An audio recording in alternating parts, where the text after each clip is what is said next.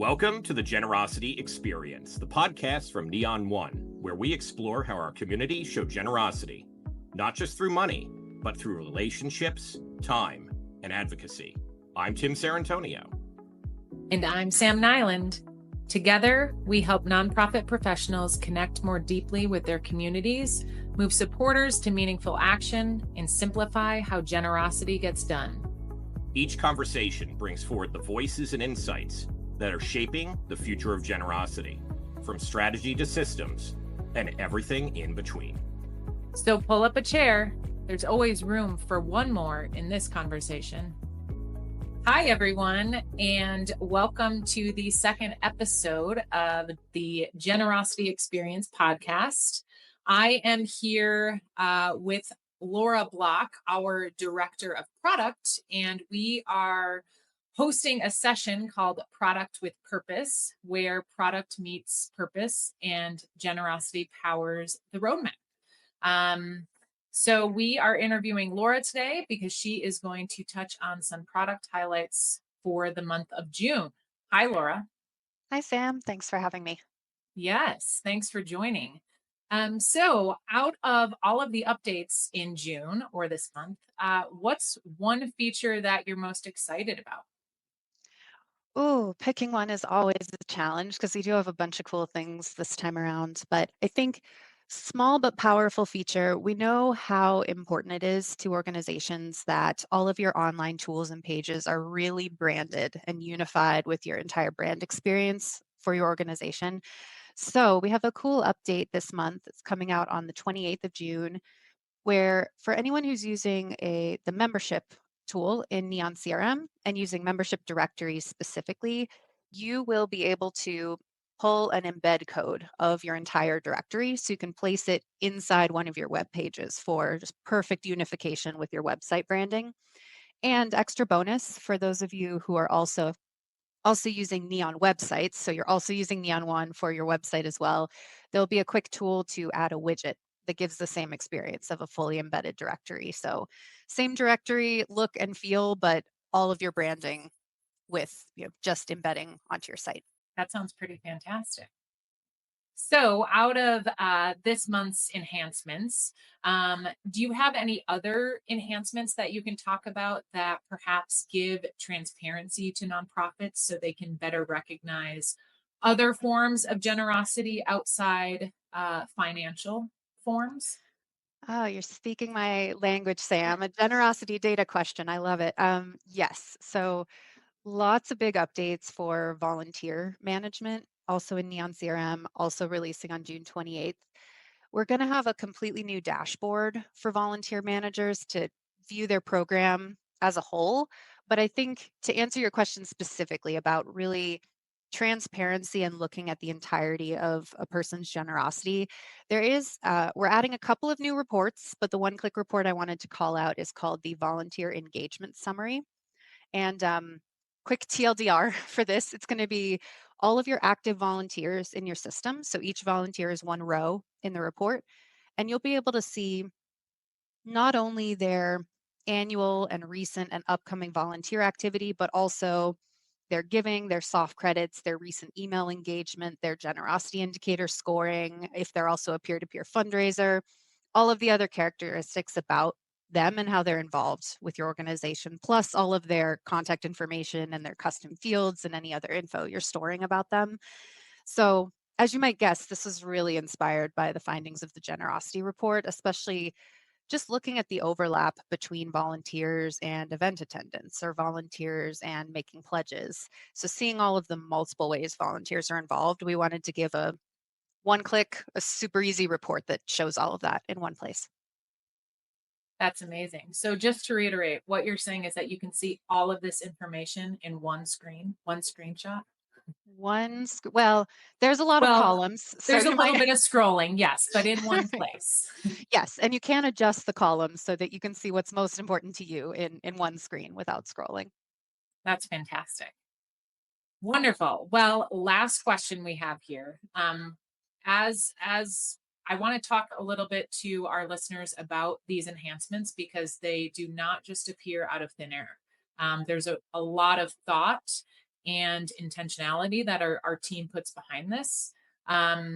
So what's something people might not realize about how you and the greater product teams decide what to build next? And can you talk a little bit about the role that our clients play in that process? Yeah, thanks. Great question. What people might not realize, let's see. So, my title is Director of Product, and I'm really managing our team of product owners who are focused on, once we know what we're going to build, building the best possible version and the most useful version of that for you. But we have a whole other team, and shout out to that team, our product management team. That's the team that's really focused on deciding what we should build next. And you may or may not have run into them up till now, because we do have a big group of customers, but they're constantly meeting one-on-one with people who are using Neon One products to see how they're using it, how they could use it better, how else we could help organizations use the tools that they need to use with us. And they're constantly prioritizing and reprioritizing and changing with the times and any new feedback that's coming in. So I guess to summarize, people may not know we have an entire team dedicated to this. And every time you submit feedback to our suggestions portal, we read every single comment, and that team is prioritizing what we should do next. Awesome. Yeah, big shout out to you and your greater team. So that is a wrap on Product with Purpose, featuring Laura Block, our Director of Product. And we look forward to tuning in next month to hear about July's updates. Thanks, Laura. Thanks, Sam. Great. So welcome to the segment Voices of Generosity, where we dive into the stories of Neon One clients and explore how generosity shapes their work and their communities. And today we have our first guest, which his name is Eric Guzman with Together for Youth. And Eric, I would love if you could introduce yourself, give us a quick snapshot of your organization, Together for Youth. So tell us who you are, what you do, and what your mission is all about. Sure. Thanks, Sam. I'm excited to be here. I love talking about the sector. I love talking about the work that I'm doing. So my name is Eric. I am currently the Director of Development at Together for Youth. We are a child welfare agency that serves families in crisis all across New York State. We're in just about every county of New York State, operating a bunch of different programs. And I like to think of them as different sort of levels of care, I guess, from low levels of care to high levels of care. Our organization operates family preservation services, so working with families that are in crisis, need connection to community-based resources. We operate foster care programs, so when children do need to be removed from their homes, they can be put in the loving homes of foster families with the goal of reunification. And then a little level, higher levels of care, group homes, and detention services as well for youth who need to be in those types of settings. So I've been in my role for a year, but I've been in the nonprofit sector for close to 15 years. This is really the only work I have ever done. I spent many years in homeless services and housing services. That's sort of where I got my feet wet in fundraising. Spent a couple of years in higher education, and have been in this role at Together for Youth for a year. So I'm originally from Long Island, so shout out to my Long Island people, but came up to upstate New York for school, went to Siena College, and that is really where I got springboarded now into the nonprofit sector, and currently residing still in upstate New York. That's awesome. I think we have somewhat of a connection there. I used to work for a social service agency for about a little over 5 years. Back when I lived in Chicago. I'm currently in Colorado, but I worked with at-risk and formerly homeless youth in an education program. We also had family housing development as well. So yeah, we're doing the good work. Doing the good work. Yes, we are. Yeah. So today on this kind of episode, we've been talking about kind of the magic of generosity and the fact that generosity is really so much more than just financial contributions and donations. And I realized and noticed that you guys rebranded your name, which of course is now Together for Youth. Um, can you share a little bit about how this new identity reflects the kind of impact you're aiming for in your community? Yeah, of course.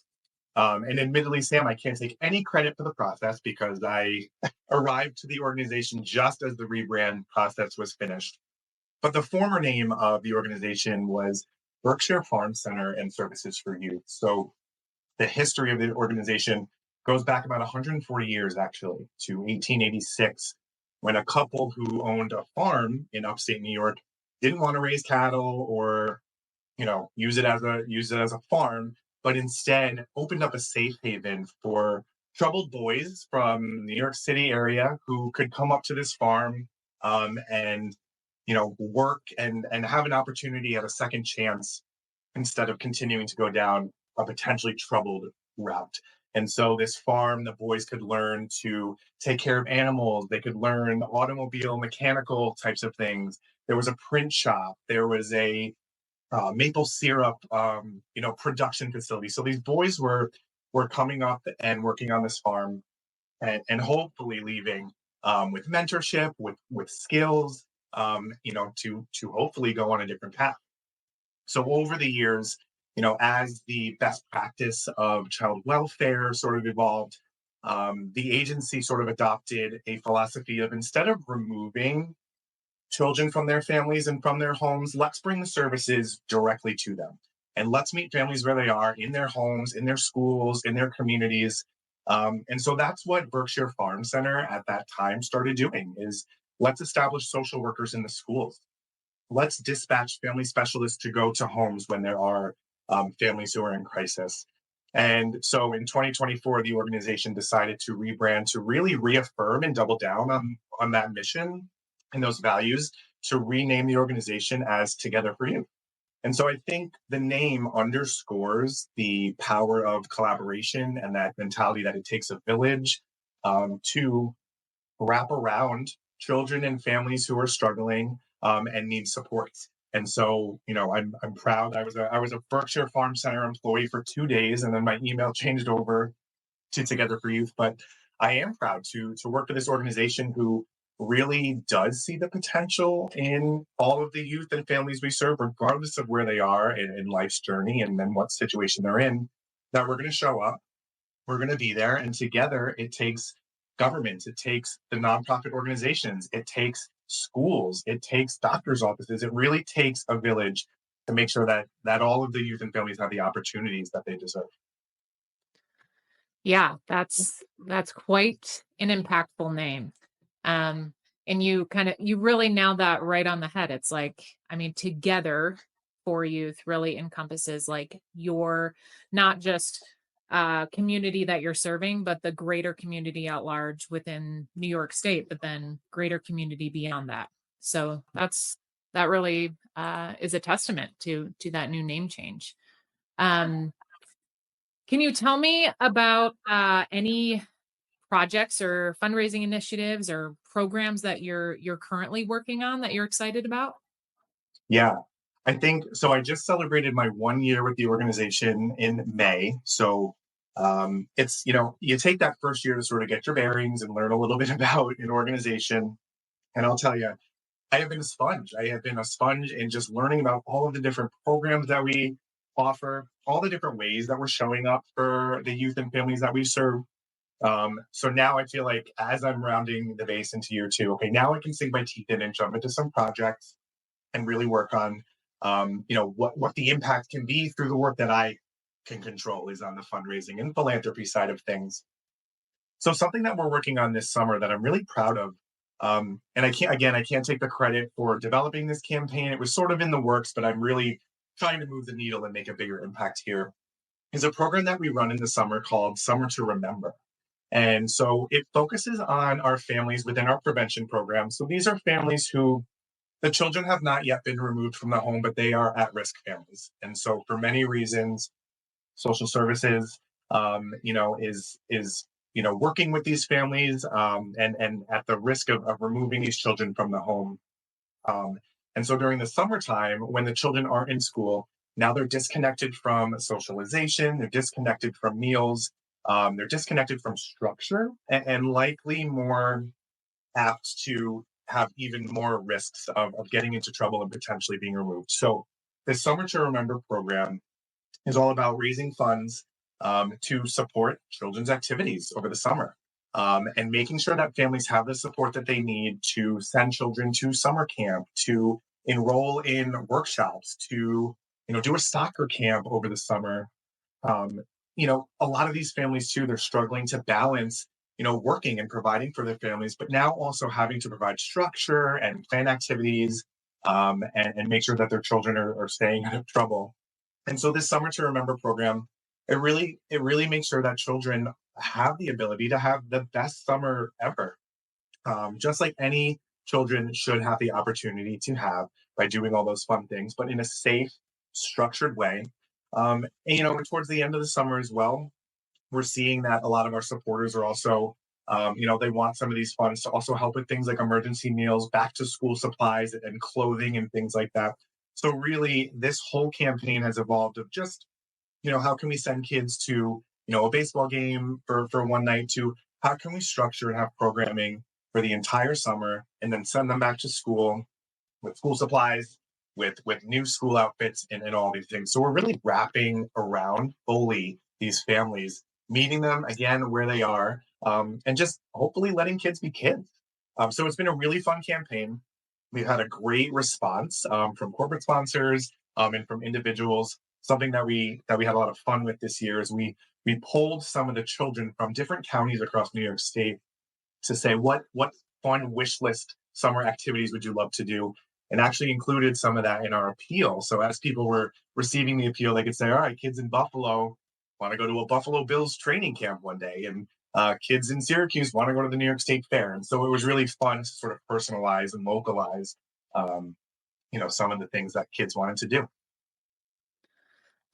That's really awesome. And that's, I mean, when we're talking, of course, about, the magic of generosity within kind of the nonprofit space, but it's also all I could think about when you're telling me about this Summer to Remember is like those little moments that spark joy in a child's life, Yeah. whether that is, hey, I'm going to a Buffalo Bills game, or I'm going to a picnic in the park. And then, hey, I get a new backpack. Like, how fun is it to get your school supplies all ready and ready for school? So that's really amazing. It feels really good. Um, and the number of youth across the state that we're serving, I mean, it's over 4,000 youth that are in our prevention programs per year. And so the impact that we're making, it feels really good. And knowing that without these services, we're not sure what would happen to these families. So I'm really proud to work on it. I'm thankful for all the support we're getting for it. And it's going to be a great summer. I can Yeah, tell it. that's really exciting. And yeah, that's a large scale. I mean, that's a lot of youth. Yeah, Um, wow, that's incredible. Well, excited to follow up in the fall to see how things went. yeah, for sure. Definitely will be a summer to remember. Um, so shifting gears a little bit, and talking a little bit more specifically about Neon, I'd like to kind of dive into how it fits into your daily routine or daily flow. So can you walk us through like what a typical day of using Neon kind of looks like? Like, do you have any, um, like, do you log in and do XYZ every single time, or does it depend on maybe a certain campaign that you're working on or certain report that you take a look at instantly? Yeah. So I've been a neon user across a couple of different organizations that I've worked at. And so I'm going on probably 10 years, I would say, as a neon user. So Oh I love the boy, platform. you are a super, what we call a super user. Ooh, I love that. But I do love using neon, and yeah, it's absolutely part of my daily routine. Um, Honestly, I start my day drinking coffee out of my Neon One coffee mug. Shout out Tim Sarantonio for that. So that is how I start my day. Um, But after opening Outlook and Microsoft Teams, Neon is the next thing that I'm opening on a daily basis. And what I love about it is gosh, out of the box, it's ready to use. It's a really, I think really straightforward and streamlined and efficient tool that folks can just, start using immediately. I've optimized it so my dashboard has all of the things that I want to look at right when I open the platform. So, one of the first things that I'm looking at, that I look at every day, there's a widget where you can monitor campaign progress for different campaigns. And so that's how I set up my fundraising goals for the year. Each of my different campaigns of my different buckets for all my goals, whether it's my annual fund or my major gifts campaign or my event that I'm working on or a certain appeal, potentially. I can set up campaigns and have a goal for that, and it puts together this beautiful progress chart to see how far we are towards that goal. So that's one of the first things I'm looking at because I'm hoping that the bars are full somehow when I wake up. Yeah. That would be great. So that's one of the first things I look at. The second thing that I'm usually looking at, there's a letter merge tool that I use to sort of see what gifts have come in that have not yet been acknowledged in some type of way. So I use the letter merge to sort of queue all of the gifts that I need to acknowledge, and whether I acknowledge them and release it over email, or whether I take it out of the email queue and print it, or just write my own handwritten note. It helps keep me organized of what needs to be acknowledged and what's outstanding for the day. And then honestly, depending on the day, I'm using the full suite of what Neon has. If I'm in grants mode, I'm using the grants function to be able to track, due dates and things like that. I firmly believe if it didn't happen in the database, it didn't happen. So I'm using the database to sort of record contact reports and any research notes that I have about organizations or individuals that I'm meeting with, setting activity reminders and things like that. So I have to say, for me, I mean, Neon is a core piece of all the activities that I'm doing on a daily basis. Yeah, no, that's fantastic. And we love, I love hearing, even the small things like, yeah, I'm using the activities. It's task management and it keeps me on track. It keeps me organized. Yeah, someone's gotta, because or else I can't keep it all straight. So Yeah.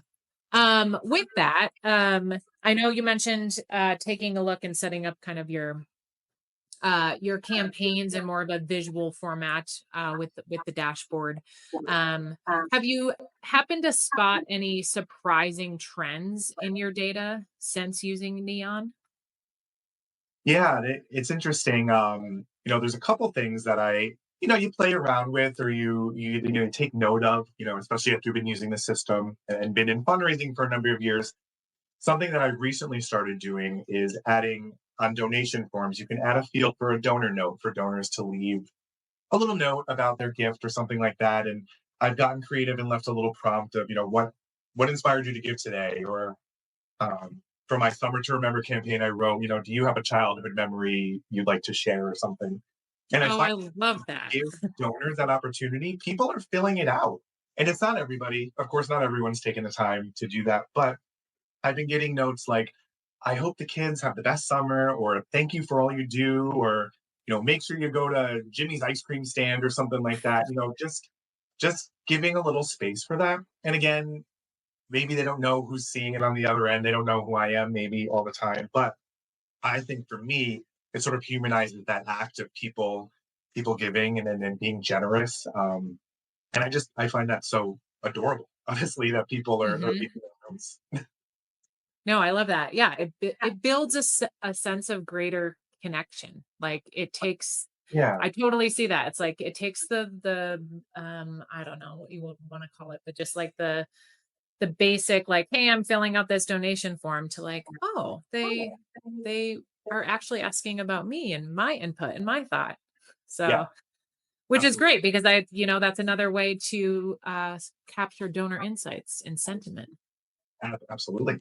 Absolutely. Another thing that I noticed, sometimes I'll play around. We send all of our email communications through Neon as well. It's a really great tool to be able to segment audiences together and to, craft emails and also send them out and sort of track insights. I've been playing around with like different PSs and adding PSs at the end of my emails. And sometimes they're just like silly, but sometimes they're, hey, have you thought about spreading your gift over 12 months? Like make this a monthly gift. Or hey, have you checked out our impact report this year? Click here to see, all your stories in action of the impact that you're making. Um, and I find that when I do that, there's an interesting number of click-throughs. People are clicking PSs, they're Huh. reading PSs, and they're clicking. Maybe they're not all becoming monthly donors, but they clicked it. They're looking at the donation form. Yeah, there's awareness there. Or like, oh, I didn't know you had a recurring giving program or Yeah, something like that. yeah, And I love that because it's just a PS. It's a simple, like, it's not a huge, strong ask, right? It's just like, here's a exactly. little PS. Yeah, absolutely. And I think the last thing that I noticed in doing this, we try to as much as we can sort of segment our donors of where they're coming from and sort of some of the attributes that they have. So, for example, we're a large organization. We have over 800 employees across New York State, and so when people give, I want to know if they're Together for Youth employees and if they're choosing to support. And Mhm. I don't always expect that people who work at our organization will support, but we do like to track that stuff. And then additionally, people who are foster parents with us, they're already doing something incredibly generous by opening their home and being a foster parent. And when I have the information, we can tag them as that. But when I see employees making gifts and current foster parents making gifts, they're already doing hard work. They're already on the front Mhm. lines. And then they're also choosing to make a gift and support a campaign. Watching that data come through and seeing those gifts, it's really inspiring because these people are, it's just double the generosity, but Mhm. it means a lot. Yeah. Yeah. Yeah, double the generosity. That is, Yeah, it's like how much more can you give? And you can give a lot. yeah, That's yeah. incredible. It's great.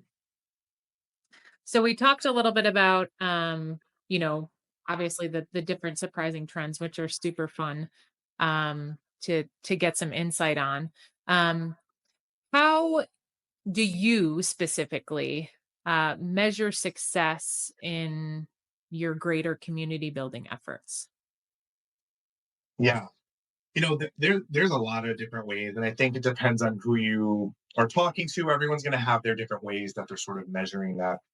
I obviously for me as a director of development, of course your financial benchmarks are a way of measuring generosity on a year-to-year basis. Did we hit fundraising targets? Did we not? Did we lose donors? Did we renew donors? So those are some kind of like easy metrics that you can track every single year. But there's definitely non-financial ways to sort of measure that impact. And I think, there's some shops where they'll have the emphasis on like the number of relationships that you have and the number of donors. But I've really come to find it's not the quantity, but it is the quality of those relationships. And, you know, I sort of measure, and there's not always a great way to sort of track this stuff, but just the quality relationships that you have and some of those stewardship phone calls maybe you make with the donor, and you really have this beautiful connection of why they chose to give. And they're starting to ask questions, how else can I help? Or what else do you need? Those are valuable. And I had a phone call with a corporate partner yesterday, actually. Um, and she called me and said, I'm just making some calls and I want to know that how I can be a better corporate partner to you. What do you need? I'm inspired by the work you do. I'm just making some phone calls. I mean, I'll be honest, not every corporate partner is calling me to ask me that. And so I just felt really seen. I felt really validated sort of in the relationship that I had built with this partner that, she's calling me to check in that way. Um, so I would say quality over quantity, I think, of relationships is one. Yeah, Yeah. that's Um, yeah, and generosity is a two-way street, right? She's showing you generosity, you're showing her generosity. I mean, yeah, absolutely. I also think, going back to the conversation we were having about sort of our rebrand and the way that we're reframing our mission and showing up in our communities now as Together for Youth, I really believe that, marketing is mission. Marketing is not a line item that is a means to, our mission, but it is something that sort of sits across the entire organization and the way that we show up and brand ourselves and talk about our values. It obviously helps us recruit donors and people to support us. but it also is the way that clients and families are finding out about our services and reaching us and connecting with us. It's also about how human resources is recruiting staff, and people are coming to try to work with us and be a part of our mission. And so, when we see people wanting to work at Together for Youth, when we see people wanting to be foster parents, when we see people deciding to make a gift and contribute, that's generosity across the board there. And so that's why I'm really proud that our organization has rebranded and really set forth this kind of reaffirming set of values for the work that we do, because it's permeating our community. People want to get on board with the work that we're doing. So really proud to be doing that type of work. Yes, no, that's fantastic. And I mean, you're just exploring how generosity is shaping your work and the greater community at large. Yeah, absolutely. I think, and that, one of the most recent campaigns that it's a non-financial campaign for us. It really is more of an awareness campaign, but I think it is a perfect showcase of the generosity. Every May is Foster Care Awareness Month. And so our colors are purple. So we do this campaign called Go Purple during May. And it's all about raising the awareness of the need for foster parents in New York State. And we just encourage people to, during the month of May, consider doing something like wearing a purple t-shirt one day. Or if you're a teacher in your classroom, like hanging purple decorations or having the kids do a purple craft. But this year we really went big. It was our first Go Purple as Together for Youth. So we really spread ourselves out across New York State. And we had participation from 50 counties across New York State, which is Oh, huge. wow. Of all different businesses and individuals and schools doing something to go purple. So we had businesses making purple cupcakes. We had Niagara Falls light up purple one night. The Oh my Mario goodness. Bridge lit up purple one night. Someone on Long Island was, doing purple hair extensions at a salon. And so it was really this culmination of community across an entire state, which is no easy feat.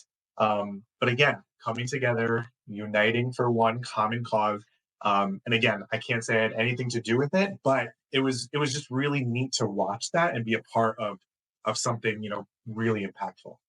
Yeah. You keep saying you have nothing to do with it, but you have everything to do with it. Thanks. You are in it. No, and I love it. I mean, I think that's the deep rooted part of generosity and community. It's like, there it is. It's a perfect example of an awareness campaign, people coming together and all rooting for the same cause, the same mission, the same people. That's really inspiring. Well, I know we've chatted here so for quite a bit, and I'm definitely inspired. I wanted to do a little, we have kind of we're going to start a little fun round called the lightning round. So we've all heard of what a lightning round is, but basically, I'm going to ask a quick question and you have to answer quickly on your feet. They're not going to be hard, I promise. So I'll ask about, I don't know, 5 to 10-ish questions. And we'll just kind of speed round it. So we will start. So Eric, coffee or tea? Coffee. Nice, me Black. too. Black coffee. straight to the veins. Yes. Early bird or night owl? Early bird for sure. Maybe night owl in my college days, but that has changed. Yeah, exactly. If you weren't working in the nonprofit world, what would you be doing? I love this question. I think I would be in hospitality. I love entertaining people. I love making people feel warm and happy and supported. So something in the hospitality, restaurant, hotel, something like that. I love that. That's a great answer. And you would be fantastic at that job as well. Thank you. What is your guilty pleasure snack? I'm a big ice cream guy. And I love not like fruity ice cream. It's got to be chocolate, like drenched in caramel, something like that. I'm a big ice cream guy. And I love not like fruity ice cream. It's got to be chocolate, like drenched in caramel, something like that. Good. I'm That's my answer too. I know this is your lightning round, but Yeah. my choice would also be ice cream. And I also agree with the, like, I want the peanut butter cups and the brownies and all the goods. It is the season for ice cream, so Yeah. Dream vacation spot. I would love. As a Long Islander, I was a big beach guy growing up, so I miss my beaches, my ocean beaches. Um, so really anywhere with an ocean beach, I guess.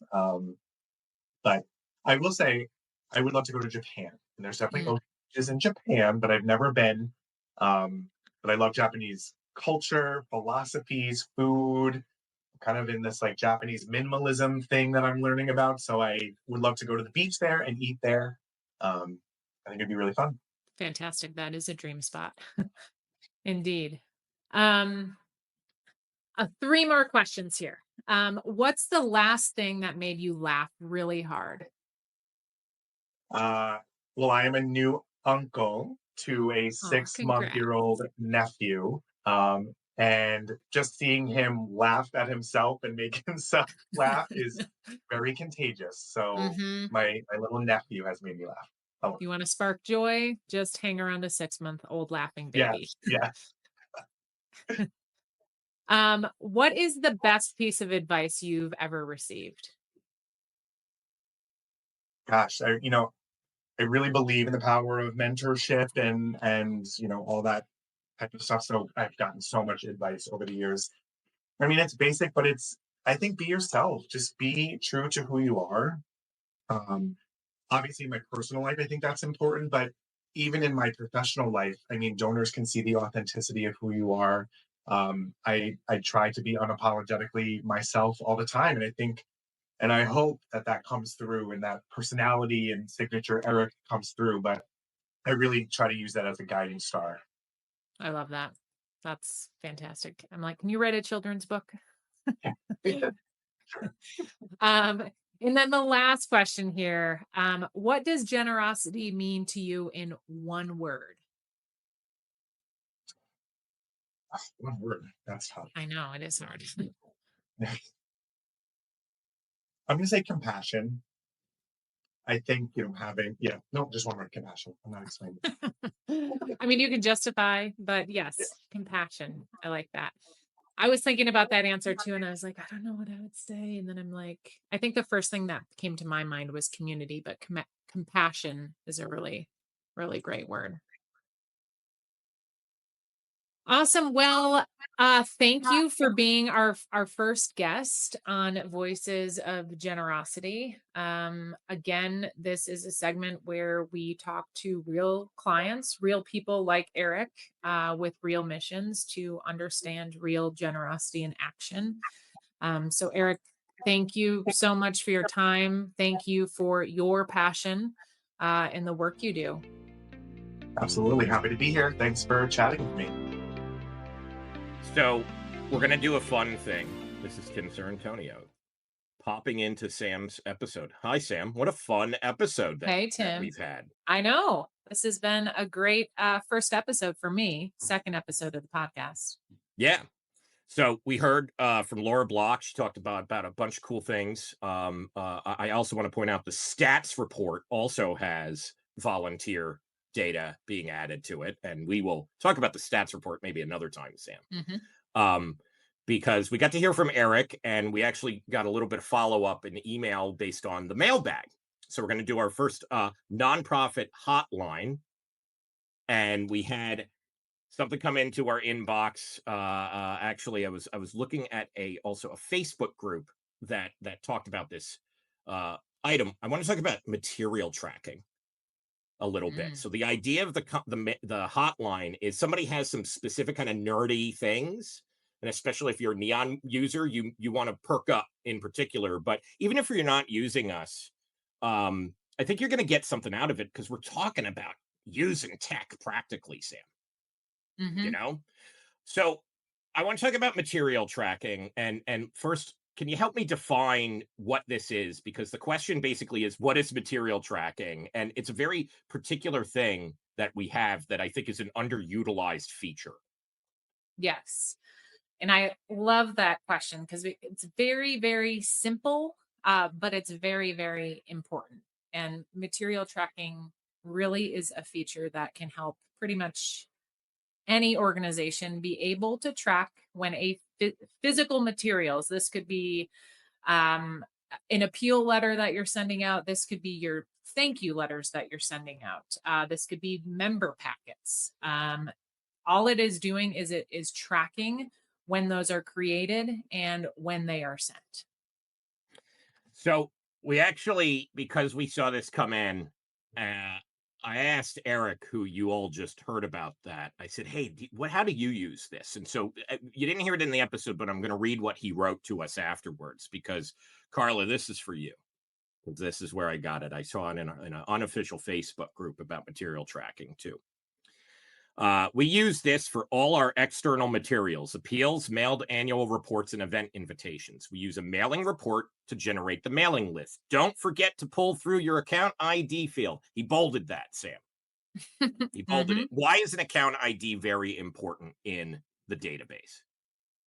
It signifies exactly who the account is tied to. So when you are in this particular situation, when you are creating a letter merge, for example, for a specific campaign or acknowledgement, during the merge, Neon is generating a material tracking record for each recipient that's tied to that code.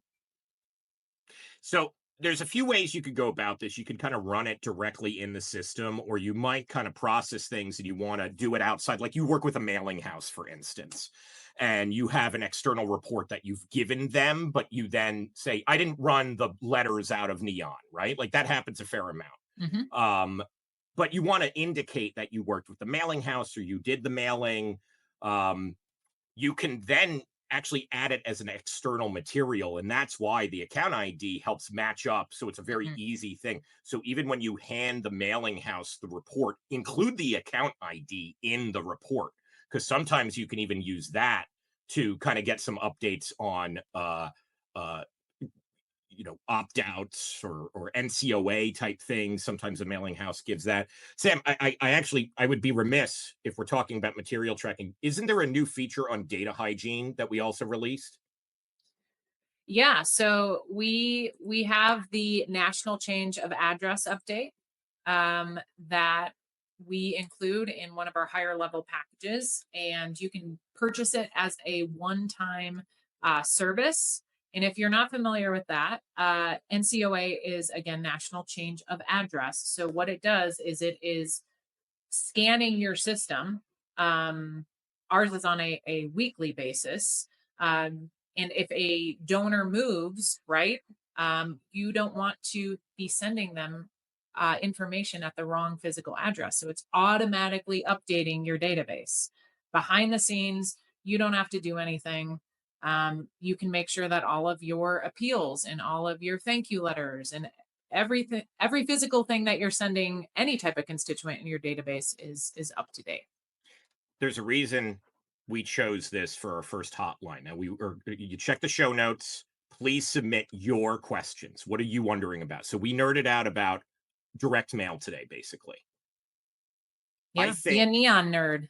Be a neon nerd. But Sam, do we hear about direct mail usually when on LinkedIn or you're seeing webinars for other CRM providers? Nobody talks about it. It's one of those things that is like every organization does it, but it's not